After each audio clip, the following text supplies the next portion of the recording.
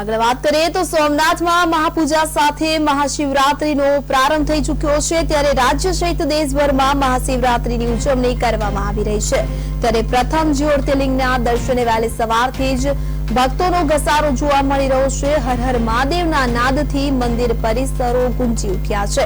મહાશિવરાત્રીના પાવન પર્વે સોમેશ્વર મહાદેવને અદ્ભુત શણગાર કરવામાં આવ્યું છે। મહાશિવરાત્રીએ સોમનાથ ધામમાં વિશેષ કાર્યક્રમોનું પણ આયોજન કરવામાં આવ્યું છે। ત્યારે પ્રથમ જ્યોતિર્લિંગ શ્રી સોમનાથ મહાદેવના મંદિરમાં વહેલી સવારથી જ ભક્તોનું ઘોડાપૂર ઉમટી પડ્યું છે।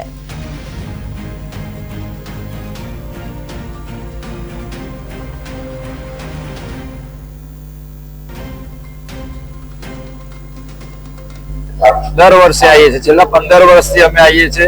अमे ग्रुप छे सोमनाथ ग्रुप अमारू ए बधा अमे दर वर्षे आइए छे।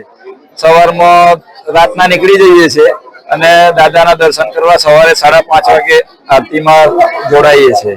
અમે આવું અવિરત દર વર્ષે અમારો ચાલુ છે રથ અને અમને સોમનાથ દાદાના આશીર્વાદ છે એવું અમને દર વર્ષે અમને અહીંયા એમના સાનિધ્યમાં दर्शन करवाना મળે છે અને અમને એવી શાંતિની અનુભૂતિ થાય છે। प्रथम ज्योतिर्लिंग सोमनाथ के दर्शन के लिए वडोदरा से आए हैं और महाशिवरात्रि के पावन पर्व पे बहुत महान अनुभूति का हमने अनुभव किया। बहुत दिनों से एक इच्छा थी यहाँ आने की, भगवान ने वो पूर्ण की। हर हर महादेव। हाँ, परिवार के साथ आना हुआ और व्यवस्था बहुत अच्छी है और आगे भी आने की इच्छा रखते हैं। हर हर महादेव। हम मनोज कौशिक है। हम लोग अभी बड़ौदा से आए हैं। वैसे मैं देहरादून का रहने वाला हूँ। हम लोग कल शाम को पहुंचे यहाँ पे। कल शाम भी हमने दर्शन किए और आज भी सुबह हम लोगों ने दर्शन किए। बहुत ही दिव्य अनुभूति हुई है महाशिवरात्रि के अवसर पे। और सबसे बड़ी अच्छी बात यह है कि व्यवस्था बहुत है, कोई लूटपाट नहीं, कोई कसौट नहीं, यहाँ आ जाओ वहाँ आ जाओ। जय सोमनाथ।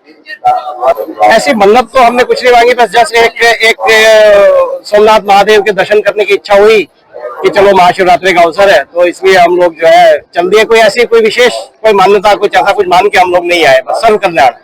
हैदराबाद से आई हूँ। बहुत अच्छा दर्शन हुआ और व्यवस्था भी अच्छा हुआ, सब कुछ अच्छा था। आनंद लिए सब, दर्शन बहुत अच्छा हुआ। सबका मंगल होना वही प्रार्थना करें और महाशिवरात्रि के दर्शन पीरियड में हम यहाँ आए, वही हमारा बहुत बड़ा पुण्य काम है। व्यवस्था तो बहुत अच्छा है।